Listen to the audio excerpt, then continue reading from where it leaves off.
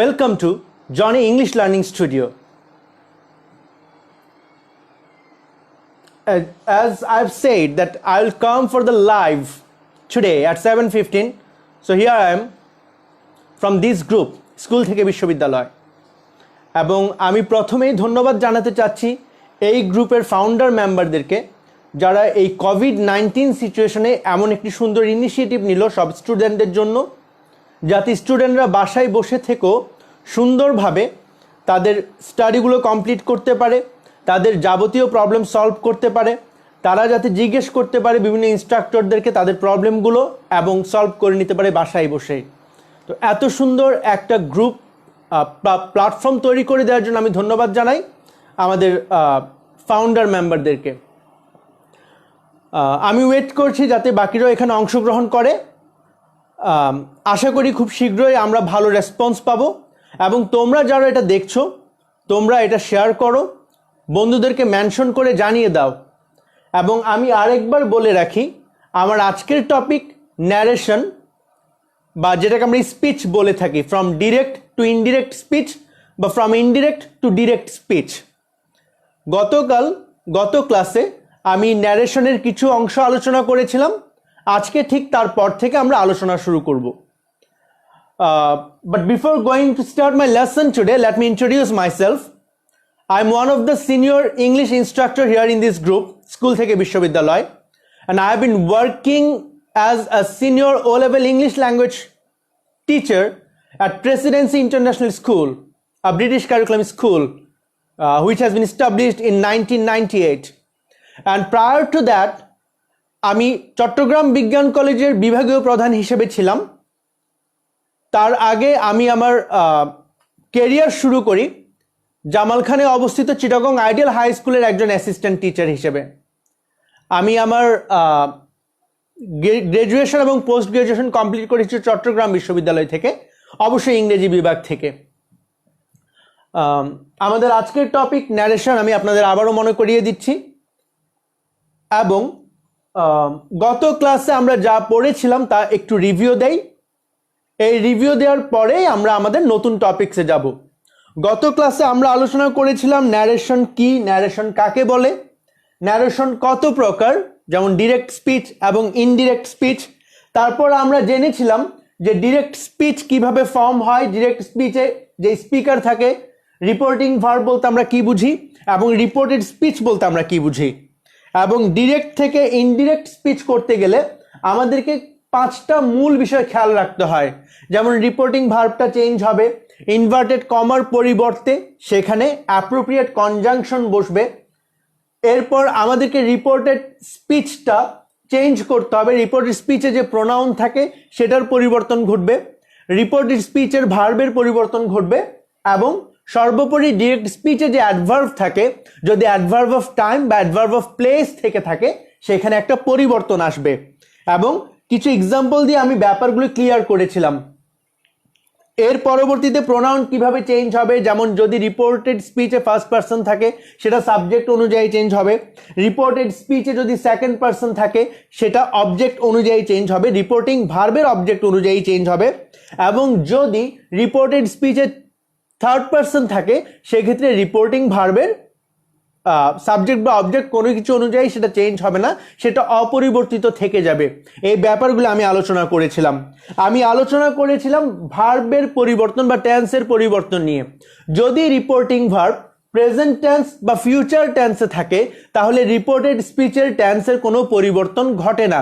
আমি এই কথাটা আবারও বলছি, যদি রিপোর্টিং ভার্ব প্রেজেন্ট বা ফিউচার টেন্সে থাকে তাহলে রিপোর্টেড স্পিচের টেন্সের কোনো পরিবর্তন ঘটে না। কিন্তু যদি রিপোর্টিং ভার্ব পাস্ট টেন্সে থাকে তখন রিপোর্টেড স্পিচের টেন্সের পরিবর্তন হয়। কি ধরনের পরিবর্তন হয়? যদি সেন্টেন্সটা সিম্পল প্রেজেন্ট হয় তখন সেটা সিম্পল পাস্ট হয়ে যাবে, প্রেজেন্ট কন্টিনিউয়াস হলে পাস্ট কন্টিনিউয়াস হয়ে যাবে, মানে যাবতীয় প্রেজেন্ট টেন্স তার করেসপন্ডিং পাস্ট টেন্সে পরিবর্তিত হয়ে যাবে। ঠিক একইভাবে ফিউচার টেন্সের ক্ষেত্রে শ্যাল বা উইলের পরিবর্তে আমাদেরকে উড বসাতে হবে। পাস্ট সিম্পল থাকলে সেটা পাস্ট পারফেক্ট হয়ে যাবে, এবং পাস্ট কন্টিনিউয়াস থাকলে সেটা পরিবর্তিত হয়ে পাস্ট পারফেক্ট কন্টিনিউয়াস হয়ে যাবে। এই পরিবর্তনগুলি তখনই হয় যখন রিপোর্টিং ভার্ব পাস্ট টেন্সে থাকে। তবে কিছু এক্সেপশন রয়েছে, যেমন যদি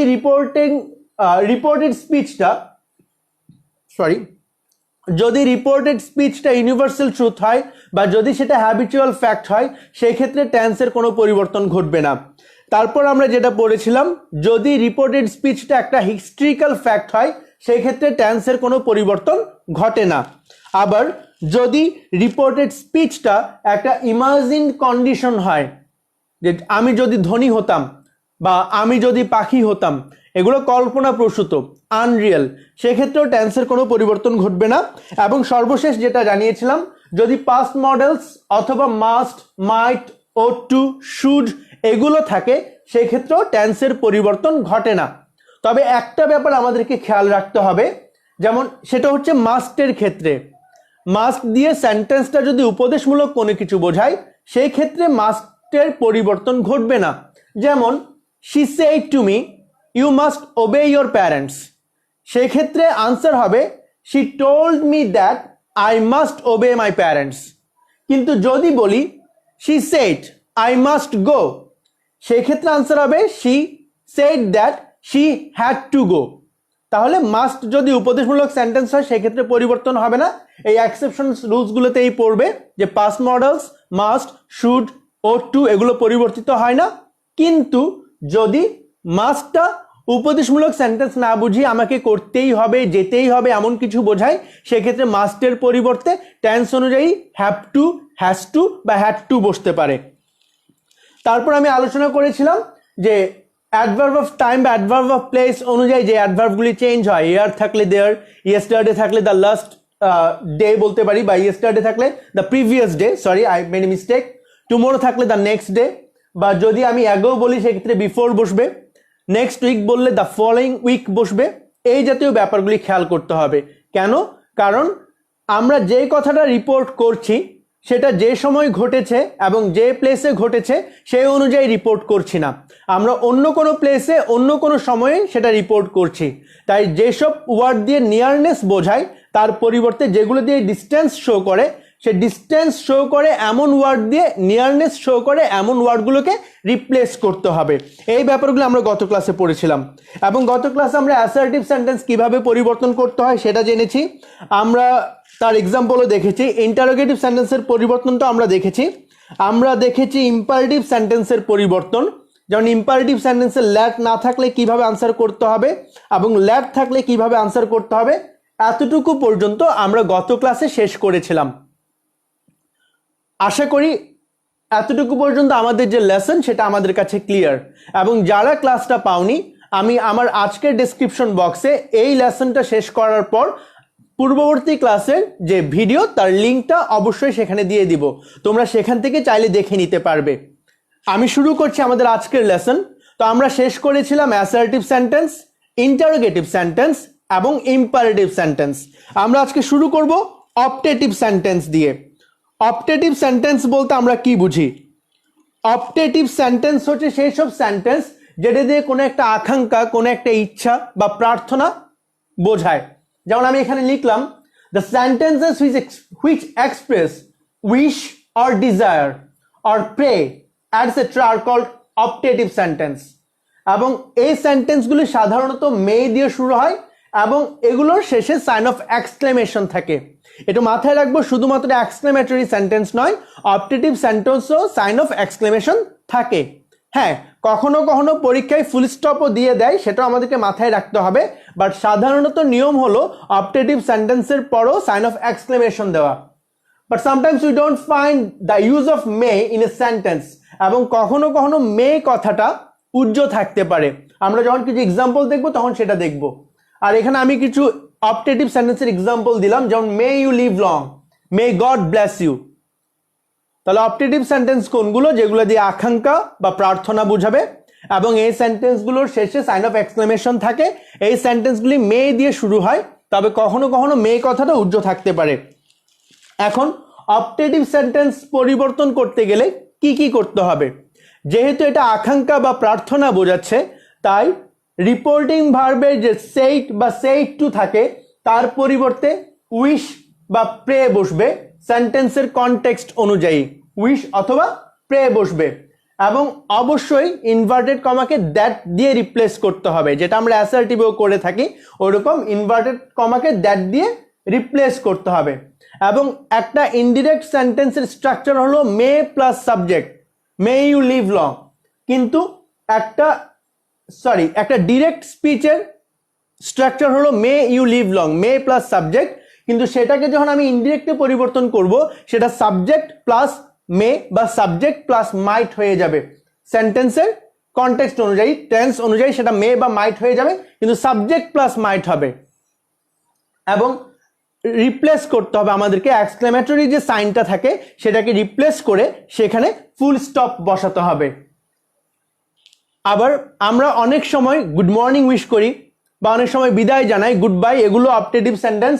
সেক্ষেত্রে good morning, good evening, good bye থাকলে যদি গুড মর্নিং উইশ করি সেক্ষেত্রে সে এর পরিবর্তে উইশড বসবে, যদি গুড বাই বলে থাকি সেক্ষেত্রে সে এর পরিবর্তে বিড বা বেইড বসবে টেন্স অনুযায়ী। আমি কথা রিপিট করছি বা কখনো কখনো আমার কথা আটকাচ্ছে, এর পেছনে কারণ হলো আমি যথেষ্ট পরিমাণ মাইগ্রেন পেনে ভুগছি। বাট যেহেতু আমি আজকে আগেই বলেছিলাম যে আমি লাইভে আসব এবং স্টুডেন্টদের কথা রাখতে, এবং যেহেতু তারা ওয়েট করবে বা তোমরা ওয়েট করতে পারো, এই জন্যই আমার এই লাইভে আসা। তারপরও তোমরা যদি কোনো কথা না বুঝে থাকো, আমার যদি রিপিট করতে হয়, তোমরা আমাকে অবশ্যই কমেন্ট বক্সে জানাও, আমি সেটা বারবার রিপিট করব যতক্ষণ না পর্যন্ত আমরা ব্যাপারগুলো নিয়ে ক্লিয়ার হচ্ছে। তাহলে অপটেটিভ সেন্টেন্স বলতে আমরা কি বুঝলাম? যেগুলো দিয়ে আকাঙ্ক্ষা বা প্রার্থনা বোঝায়। তো যেহেতু আকাঙ্ক্ষা বা প্রার্থনা বোঝায়, এই জন্য সে এর পরিবর্তে উইশ বা প্রে বসবে। অপটেটিভ সেন্টেন্সের কমন স্ট্রাকচার হলো মে দিয়ে শুরু হবে এবং সেন্টেন্সের শেষে সাইন অফ এক্সক্লেমেশন থাকবে। সেটাকে যখন ইনডিরেক্ট করব সাবজেক্ট প্লাস মাইট বসবে এবং এক্সক্লেমেটরি সেন্টেন্স সাইনটাকে আমাদেরকে ফুল স্টপ দিয়ে রিপ্লেস করতে হবে। ইনভার্টেড কমা তুলে দিতে হবে এবং ইনভার্টেড কমাকে রিপ্লেস করতে হবে দ্যাট কনজাংশন দ্বারা। এটা হচ্ছে বেসিক রুলস। আমরা কিছু এক্সাম্পল দেখি, যেমন এখানে লিখলাম she said may God bless you. তাহলে আনসারটা কি হবে? She prayed that God might bless you বা God might bless me. It depends according to the object. If it is said to me, then she have to say that the indirect speech would be she prayed that God might bless me. আবার যদি বলি the old women said may you live long, তাহলে the old women blessed that, but the old women prayed that you might live long. বা আমি বলতে পারি the man said long live Bangladesh. দেখুন এই সেন্টেন্সে কোনো মে নাই, এখানে অ্যাকচুয়ালি মেটা আছে, তবে সেটা উজ্জ্বল। তো আমাদেরকে মাথায় রাখতে হবে মে থাকুক বা না থাকুক, অপটেটিভ সেন্টেন্সকে আমরা যখন ডিরেক্ট থেকে ইনডিরেক্ট করব তখন আমাকে মাইট কথাটা বসাতেই হবে। তাহলে the man said long live Bangladesh, এটার আনসার হবে the man wished that Bangladesh might live long. The man wished that Bangladesh might live long. Optative sentence শেষ। এবার আমরা দেখব এক্সক্লেমেটরি সেন্টেন্স। এক্সক্লেমেটরি সেন্টেন্স বলতে আমরা কি বুঝি? এক্সক্লেমেটরি সেন্টেন্স সেগুলোই যেগুলো জয়, সরো, সারপ্রাইজ, অ্যাঙ্গার, কন্টেম্পট বা ঘৃণা, অ্যাপোলজ বা কাউকে বাহবা জানানো, বা রিগ্রেট কোন একটা আফসোস যদি থাকে, এগুলো প্রকাশ করে আমরা যে সেন্টেন্সগুলোর মাধ্যমে। তাহলে the sentences those contains the sense of joy, sorrow, surprise, anger, contempt, apology, regret আর কল্ড এক্সক্লেমেটরি সেন্টেন্সেস। এক্সক্লেমেটরি সেন্টেন্সে অবশ্যই সাইন অফ এক্সক্লেমেশন থাকবে এবং এই সেন্টেন্সগুলোর অনেক সময় একটা ইন্টারজেকশনের প্রেজেন্স থাকে, যেমন hurray, alas I am undone, bravo you have done well, what a beautiful bird it is, how interesting the story is. তো এই জাতীয় ইন্টারজেকশন এক্সক্লেমেটরি সেন্টেন্সে থাকে। তো এক্সক্লেমেটরি সেন্টেন্সকে পরিবর্তন করার রুলসগুলো কি কি? এক্সক্লেমেটরি সেন্টেন্সকে পরিবর্তন করতে গেলে যদি সেখানে হুররে থাকে তাহলে এক্সক্লেমড উইথ জয় হবে। দুঃখসূচক কোনো কিছু বোঝালে এক্সক্লেমড উইথ সরো, যেমন অ্যালাস থাকলে এক্সক্লেমড উইথ সরো বসবে। যদি ব্রাভো থাকে, এটা কাউকে বাবা জানাচ্ছে, তাহলে এখানে অ্যাপোলোডেড বসবে, applauded saying that, he applauded saying that, এই কথাটা বসবে। যদি থাকে তাহলে এক্সক্লেমড উইথ ডিসগাস্ট, যদি গুড হ্যাভেন্স থাকে, গুড হ্যাভেন্স কথাটা বলা হয় সাধারণত কোনো কিছু ভয়ঙ্কর দেখলে, তাহলে এক্সক্লেমড উইথ হররস এই ওয়ার্ডগুলি বসবে। তাহলে এখানে সেইডের পরিবর্তে আনন্দ বোঝালে ম্যাটার অফ জয় বা এক্সক্লেমড উইথ জয়, দুঃখ বোঝালে এক্সক্লেমড উইথ সরো, যদি আশ্চর্য হয় কেউ তাহলে এক্সক্লেমড উইথ সারপ্রাইজ বা ওয়ান্ডার, এই কথাগুলো আমাদেরকে বসাতে হবে। দ্বিতীয় যে ব্যাপারটা মাথায় রাখতে হবে, ইনভার্টেড কমার পরিবর্তে এখানে কনজাংশন দ্যাট বসবে এবং ইন্টারজেকশনস যেগুলো থাকে হুররা অ্যালাস এগুলো আমাদেরকে রিমুভ করতে হবে। সেন্টেন্সের বাকি অংশটা সিম্পল সেন্টেন্স রুলস অনুযায়ী হবে। আমরা ন্যারেশনের যে বেসিক রুলস পড়েছি যে 5টা ব্যাপার, সেটার এই ক্ষেত্রে আমাদেরকে মাথায় রাখতে হবে। যেমন আমি কিছু এক্সাম্পল দিলাম, he said hurray I have won the lottery, তাহলে he exclaimed with joy, because if you win a lottery তুমি অবশ্যই খুশি হবা, তাহলে he exclaimed with joy that he had won the lottery. বা I said, what a beautiful building it is. তাহলে I exclaimed with wonder that it was a very beautiful building. But the captain said, bravo, you have done wonder, my boys. তাহলে the captain applauded the boys saying that they had done wonder. দেখো এখানে কিন্তু আমি addressing the boys কথাটা use করিনি। Addressing কথাটা আমরা কখন বসাবো আমি একটু সেটা ক্লিয়ার করে নেই, এটা নিয়ে আমাদের মাঝে মাঝে সমস্যা হয়। আমরা স্যার কথাটা দেখলেও অনেক সময় দেখি যে অনেকে লিখে অ্যাড্রেসিং হিম অ্যাজ স্যার, এটা আমরা লিখবো না, আমরা লিখবো with due respect he said that বা হি সেড রেসপেক্টফুলি দ্যাট। ঠিক একইভাবে যদি কারো নাম থাকে, যেমন যদি বলি mother said Veena go to college, আমরা ইনডিরেক্টলি লিখতে পারি যে mother told Veena to go to college. তাহলে অ্যাড্রেসিং কথাটা আমরা কখন বসাবো? যখন একই ব্যক্তিকে একই সেন্টেন্সে একাধিকবার সম্বোধন করা হবে। যেমন আমি যদি বলি Harry said Ron my friend don't move, তাহলে addressing Ron as his friend Harry forbade him to move, কারণ এখানে রনকে দুইবার ডাকা হচ্ছে, একবার রন নাম দিয়ে ডাকা হচ্ছে, আবার বলা হচ্ছে মাই ফ্রেন্ড। তাহলে Harry said Ron my friend don't move, তখন আমি বলবো addressing Ron as his friend Harry advised him not to move. কিন্তু যদি বলতাম Harry said Ron don't move, তাহলে Harry advised Ron not to move, এখানে আমাকে অ্যাড্রেসিং কথাটা আনতে হচ্ছে না। আবার যদি বলি Della said Jim darling don't look at me at that way, ওভাবে তাকিও না। আমরা আশা করি জিম এবং ডেলার গল্পটা সবাই জানি। ডেলা তার চুল কেটে এসেছিল এবং জিম যখন ঘরে ঢুকে তখন সে দেখে যে ডেলার চুল কাটা। তো এইটা দেখার পর জিমের যে তাকানো, এই তাকানোটাতে ডেলার মাঝে একটা গিল্ট ফিলিং কাজ করছিল, তাই সে জিমকে বলল যে Jim darling don't look at me at that way. তাহলে এক্ষেত্রে আমরা কি বলতে পারি? Addressing Jim as her darling Della requested her not to look at her at that way. তবে সেটা সেই যুগ, এখনকার যুগে কি বলবে যে চুলের গরম কি আপনার লাগে, আমার চুল আমি কেটেছি। এটা অবশ্যই ভালো, আমরা সামনে এগিয়ে যাচ্ছি। এনি হাউ, তাহলে এক্সক্লেমেটরি সেন্টেন্সের ব্যাপারগুলো আমরা বুঝলাম। আমরা তাহলে আজকে এখন পর্যন্ত শিখলাম অপটেটিভ সেন্টেন্সকে কিভাবে চেঞ্জ করতে হয় এবং এক্সক্লেমেটরি সেন্টেন্সকে কিভাবে চেঞ্জ করতে হয়।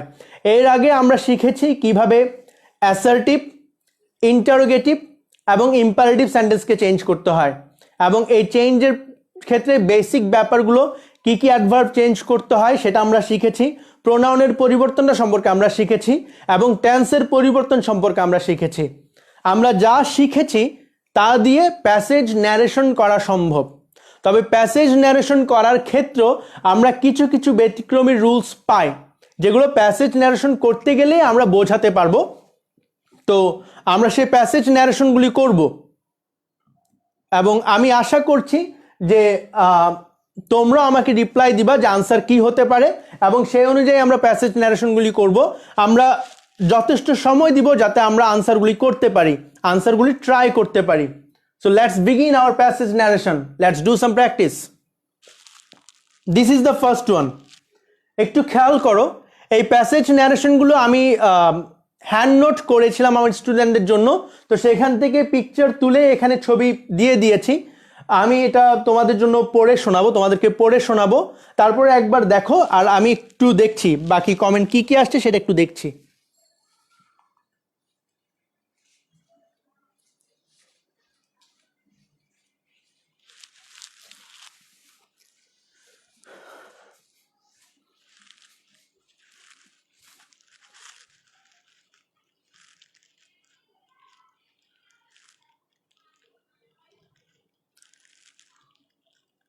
prayed that God might bless me. আবার যদি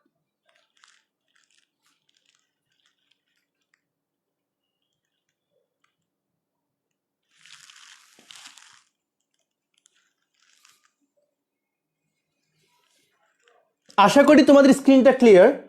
যারা এটা দেখছো তাদেরকে আমি একটু পড়ে শোনাই। দেখো, কোয়েশ্চনটা হলো we are late, Poppy said. তাহলে আমি স্পিকার পেয়ে গেলাম, এখানে স্পিকার হচ্ছে Poppy. She looked at her husband accusingly as the cab stopped at a light.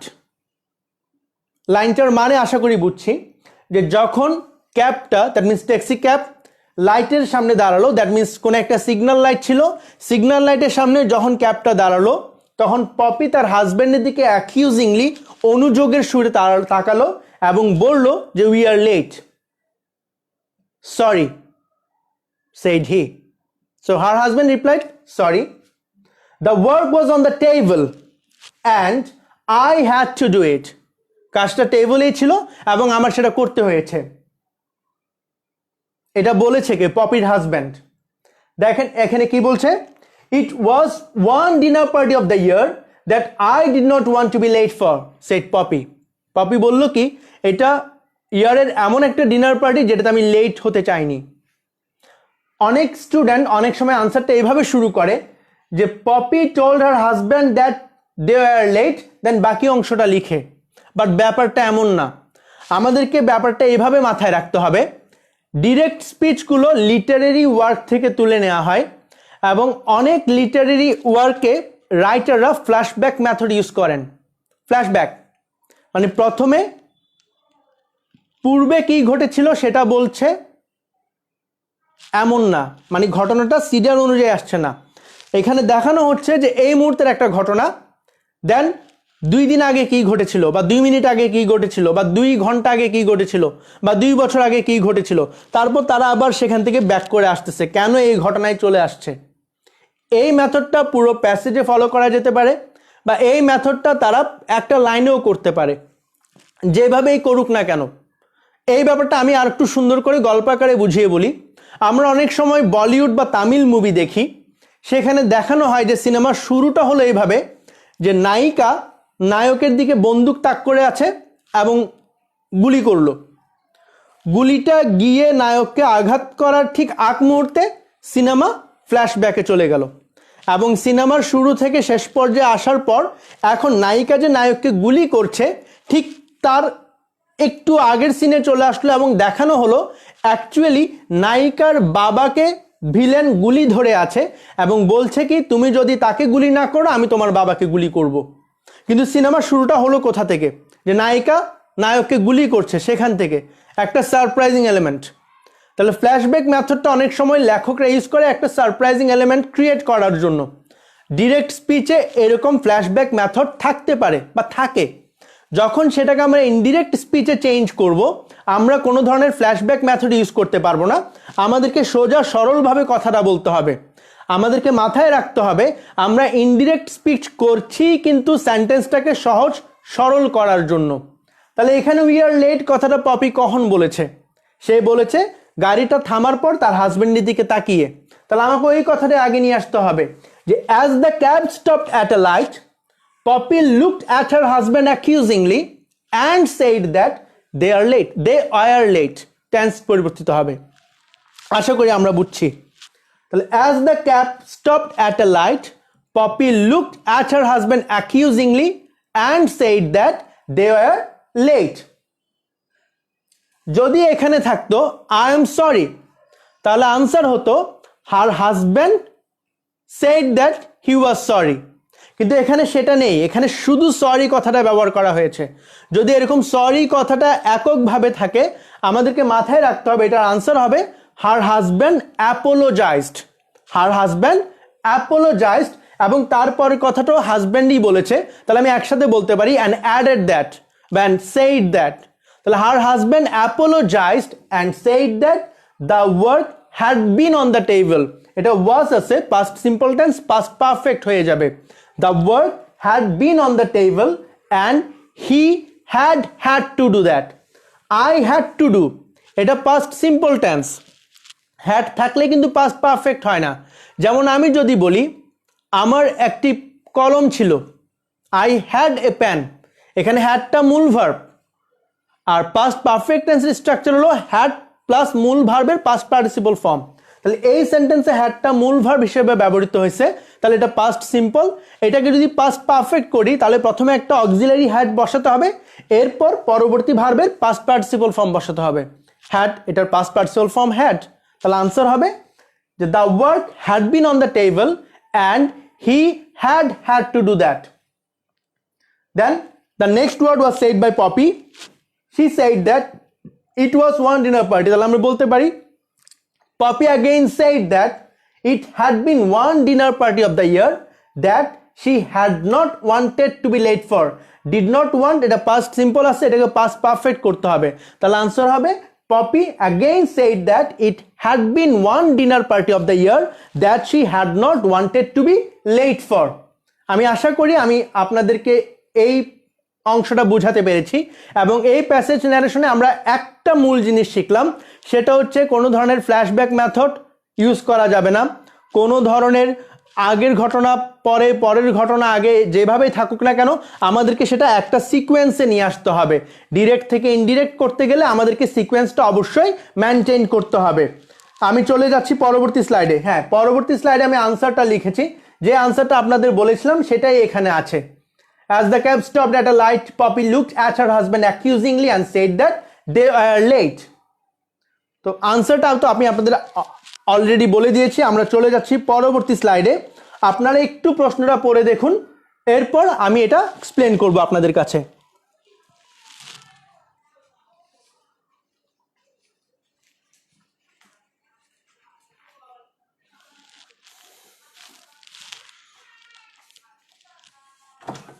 কেউ নক করছো?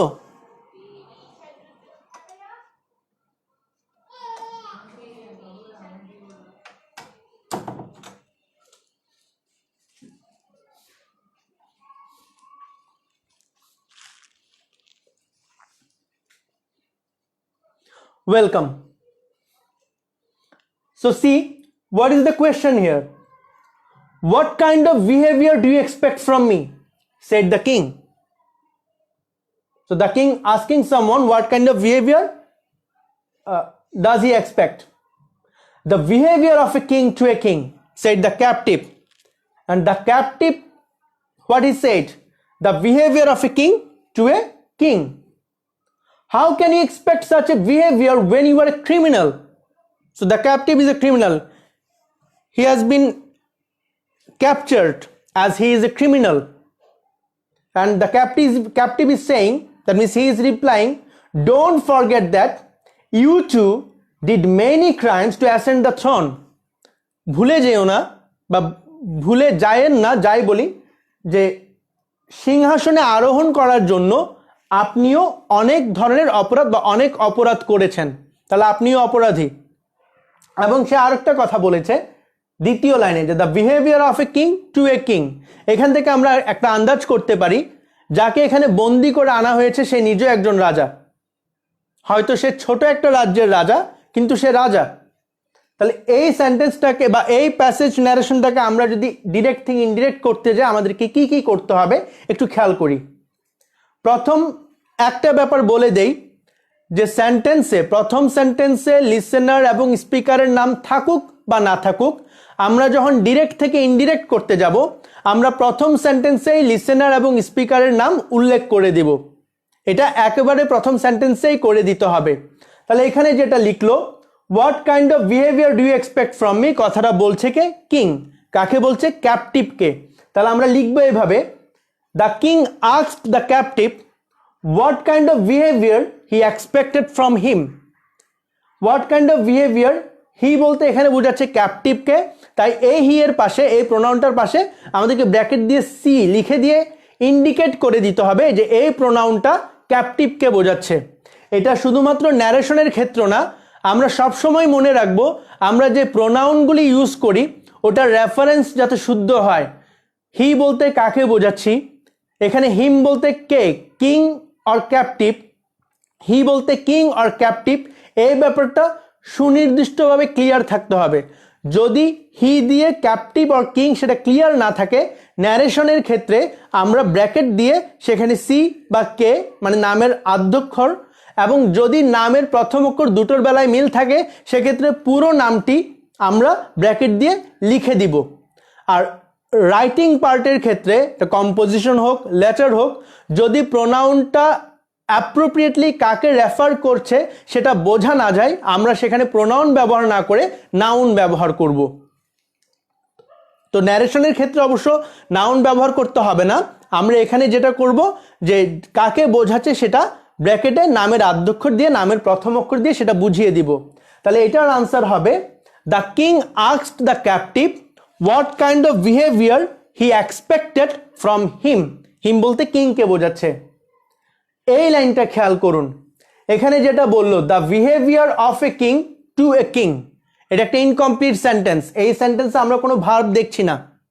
যদি আমরা কোনো ইনকমপ্লিট সেন্টেন্স দেখি সেক্ষেত্রে তিনটা রুলস রয়েছে। প্রথম রুলসটা আমি এই প্যাসেজ ন্যারেশনে দিয়েছি, সেটা হলো যদি কোনো একটা ইনকমপ্লিট সেন্টেন্স আমরা প্যাসেজ ন্যারেশনে পাই, আমাকে প্রথম যে ব্যাপারটা লক্ষ্য করতে হবে সেটা হলো এই ইনকমপ্লিট সেন্টেন্স কোনো একটা প্রশ্নের উত্তর কিনা। যদি সেটা কোনো একটা প্রশ্নের উত্তর হয়ে থাকে, যেমন এখানে এই কথাটি আগের সেন্টেন্সের উত্তর, what kind of behaviour do you expect from me, এই কথাটির আনসার হলো the behaviour of a king to a king. যদি ইনকমপ্লিট সেন্টেন্সটি কোনো একটা কোয়েশ্চনের আনসার হয়ে থাকে এবং ওই ইনকমপ্লিট সেন্টেন্সে যদি ভার্ব বা সাবজেক্ট না থেকে থাকে, ওই সাবজেক্ট বা ভার্ব আমাদেরকে কোয়েশ্চন থেকে নিয়ে আসতে হবে। বাংলায় খেয়াল করুন, আপনি আমার কাছে কেমন ব্যবহার আশা করেন? উত্তরে বললাম রাজার কাছে রাজার মতো ব্যবহার, রাজার সাথে রাজার মতো ব্যবহার। এখানে সেন্টেন্সটা ইনকমপ্লিট। আমি যদি বলি এটা কমপ্লিট করে বলুন, তাহলে আনসারটা হতো এরকম, আমি একজন রাজার কাছে রাজার মতো ব্যবহার আশা করি। তাহলে ব্যবহার আশা করি, আশা করি ভার্বটা এখানে কি রয়েছে? এখানে সেটা উজ্জ্বল রয়েছে, এখানে সেটা বলা হয়নি। কিন্তু যখন আমি ডিরেক্ট থেকে ইনডিরেক্ট করতে যাব, আমাকে ওই ভার্বটা নিয়ে আসতে হবে, সেন্টেন্সটা কমপ্লিট করতে হবে। আমরা ইনডিরেক্ট স্পিচে কোনো ইনকমপ্লিট সেন্টেন্স বসাতে পারবো না, তাহলে বা বসানো উচিত না। তাহলে এক্ষেত্রে আনসারটা কি হবে? The captive replied that. আমরা মাথায় রাখবো, যদি কোনো প্রশ্নের উত্তর আমরা দিয়ে থাকি সেক্ষেত্রে অবশ্যই এখানে কি হবে? রিপ্লাইড কথাটা বসবে। তাহলে the captive replied that he expected, এই যে এক্সপেক্ট ভার্বটা আমি এখানে নিয়ে আসতেছি। হি এক্সপেক্টেড, হি মানে কে? Captive. He expected the behaviour of a king to a king. He expected the behaviour of a king to a king. The king in question, the king is questioning again, রাজা আবার প্রশ্ন করছে। তো এটার answer কি হবে? তাহলে the king again asked, সে কি জিজ্ঞেস করছে? যেহেতু WH ওয়ার্ড বা হাউ দিয়ে শুরু হচ্ছে, এই ক্ষেত্রে কোনো ধরনের কনজাংশন বসবে না, হাউ আছে, হাউ দিয়ে সেন্টেন্সটা আমাদেরকে শুরু করতে হবে। তাহলে the king again asked how he could expect such a behaviour when he was a criminal. Tense অনুযায়ী পরিবর্তিত হয়ে যাচ্ছে। তাহলে the king again asked how he could expect such a behaviour when he was a criminal, and the captive is suggesting him something. Don't forget that. As he is talking to a king, he cannot order him, he can advise him. সেটাকে advice করতে পারে। এখানে forbid বা forbade দিলে সেটা অসুন্দর হবে। তাহলে এই ক্ষেত্রে কি বলতে পারে? The captive অ্যাডভাইজড him not to forget that, but the captive asked him. Asked কথা এখানে কোয়েশ্চন অর্থে ইউজ করা হয় না, এখানে বলা অর্থে হয়। যেমন I asked him to close the door, আমি তাকে দরজাটি বন্ধ করতে বললাম। আস্কড যে সবসময় কোয়েশ্চন অর্থে ইউজ করা হয় তা কিন্তু না। তাহলে সেন্টেন্সের কনটেক্সট অনুযায়ী আমরা আস্কড বসাতেও পারি, অ্যাডভাইসডও বসতে পারে। তাহলে the captive advised him not to forget that he too had done. Did আছে, সেটা পাস্ট সিম্পল, সেটা পাস্ট পারফেক্ট হয়ে যাবে। He too had done many crimes to ascend the throne. সেও সিংহাসনে আরোহণ করার ক্ষেত্রে কি করেছে?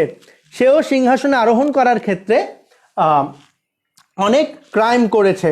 আমরা আনসারটা দেখি, এখানে আমি যেই কথাটা বলেছি সেটাই এখানে লিখেছি। দেখুন, the king asked the captive what kind of behaviour he expected from হিম। আমি প্রত্যেকটা হি এবং হিমের পাশে সি এবং কে দিয়ে নির্দেশ করে দিয়েছি কোনটা কাকে বোঝাচ্ছে। এই ব্যাপারটা আমাদেরকে খেয়াল রাখতে হবে। আশা করি এই আনসারটা আপনাদের কাছে ক্লিয়ার। আমরা চলে যাচ্ছি পরবর্তী স্লাইডে। এই স্লাইডটা খেয়াল করুন, এখানে যে প্রশ্নটা সেটা খেয়াল করি। এটা আমাদের আজকের সর্বশেষ স্লাইড।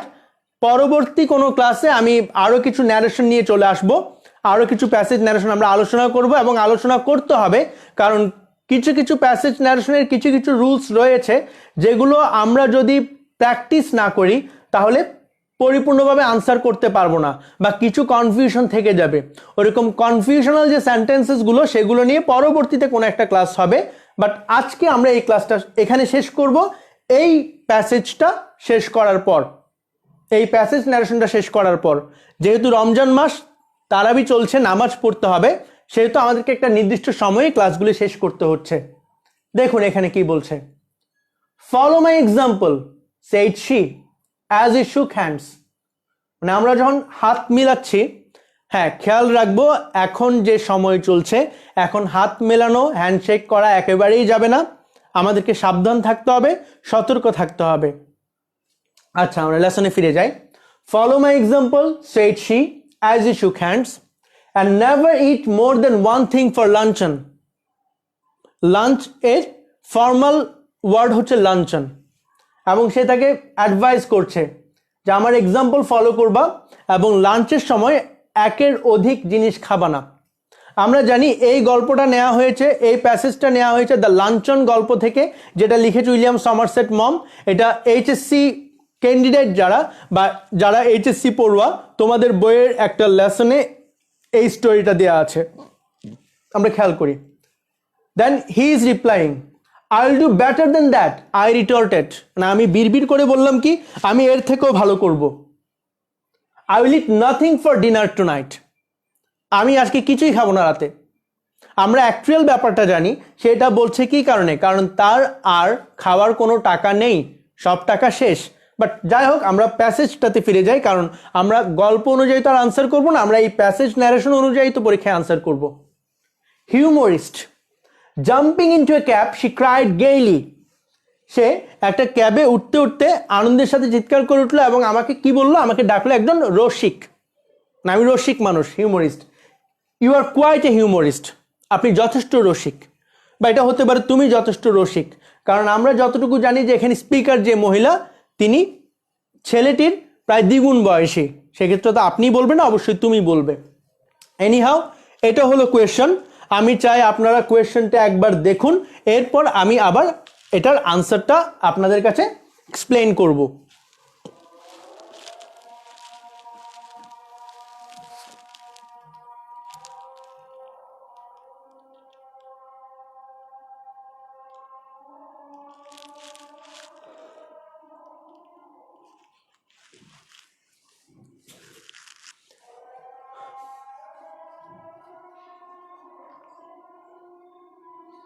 হ্যাঁ এখানে খেয়াল করুন, প্রথমে কি ঘটলো, প্রথমে তারা হ্যান্ডশেক করলো। তাহলে এই কথাটাই আমাকে আগে লিখতে হবে। আমি বারবার বলছি, ডিরেক্ট থেকে ইনডিরেক্ট করার সময় ঘটনার সিকোয়েন্স খেয়াল করতে হবে, এবং আগের ঘটনা আগে এবং পরের ঘটনা পরে লিখতে হবে।